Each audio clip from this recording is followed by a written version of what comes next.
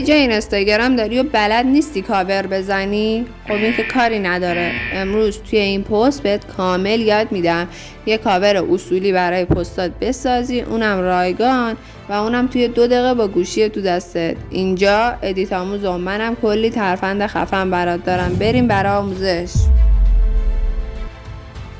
خب برای درست کردن این کاورهای خفن فقط کافیه برنامه پیکسارت رو توی گوشیتون داشته باشین. پس وارد برنامه پیکسارت بشین و از این قسمت عبور کنین و وارد صفحه اصلیش یا منوی اصلیش بشین. حالا روی قسمت ریموو بک‌گراند بزنین، قسمت گرادینت و پس زمینه رو انتخاب کنین. هر مدل پس زمینه‌ای که مد نظرتونه و براتون جذاب تره و هر رنگی که دوست دارین رو درست کنین. حالا باید به دنبال استیکرهای خفن بگردیم. برای این کار فقط کافیه شما وارد قسمت استیکر بشین و این موردی که من سرچ کردم و شما هم سرچ کنید. یک عالمه استیکرهای جذاب و خفن براتون میاره که شما هر کدوم که مد نظرتونه و سلیقتونه و دوست دارین توی کاورتون به کار ببرین استفاده کنین. من چند تا افکت نوری جذاب میخوام که کاورمو یک جلوه‌ای بهش بده و باعث بشه که مخاطب وقت بیشتری روش بذاره. پس این رنگ زرد رو استفاده میکنم و یکم هم حالش رو کم رنگ میکنم. دوباره از قسمت استیکرها وارد میشم و این دفعه اینستاگرام رو سرچ میکنم. حالا شما میتونین چیز دیگه‌ای که نیاز دارین رو سرچ کنین. همونطور که میبینین خیلی افکت‌های جالبی داره، خیلی استیکرهای خفنی داره که شما خیلی جای دیگه ممکنه پیدا نکنید. حتی اگر اون آیکونی که میخواین رو نداشت باز میتونین یه کلمه بهش اضافه کنین، مثلا لوگو بهش اضافه کنین تا فقط لوگوهای اختصاصی خود اینستاگرام براتون بیاره. حالا از این همه طرحی که هست یکیشو انتخاب کنین، اونم بر اساس سلیقه‌ای که دارین و بر اساس نیازی که دارین و حالا مدلی که مد نظرتونه. من این مورد رو انتخاب میکنم و یکم کوچیکش میکنم و اون قسمت قرارش میدم.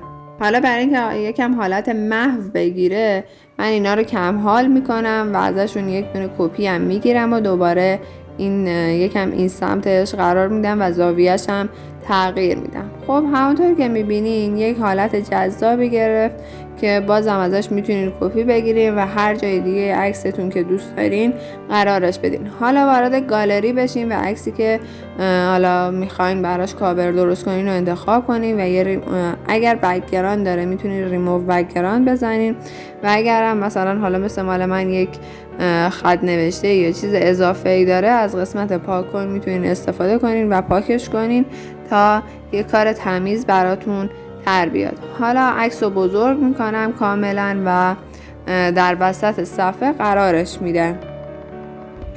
خب اگر عکستون اوکیه که تاییدش رو بزنین، اگر نه میتونین مثل من یکم جابجا کنین تا عکستون اندازش درست در بیاد. خب حالا مرحله بعد دوباره وارد قسمت استیکرها میشم. این دفعه هم یه گرادینت مشکی لازم دارم که عکسمو کمی تار کنه تا یه پس زمینه خوب برای متنی که میخوایم روی عکس قرار بدیم درست کنیم. این دفعه مینویسم گرادینت و مشکی هم میتونین بنویسین، حالا هر رنگی که دوست دارین. من مشکی دوست دارم. روش قرار میدم، یکم جاسازش رو بالا پایین کنین تا کلا عکستون تار نشه. این فکر میکنم مناسب تره.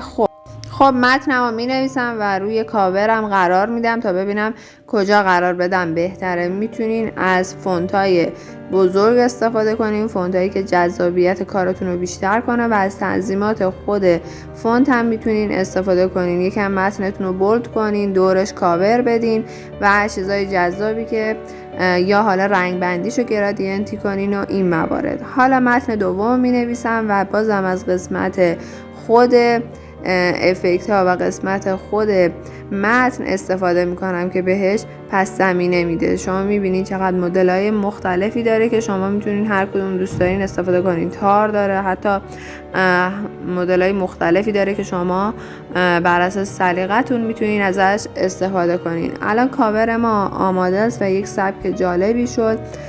جاسازیاشو میتونین بهتر کنین و به همین راحتی. برای آموزش‌های بیشتر یه سر به چنلم بزنید.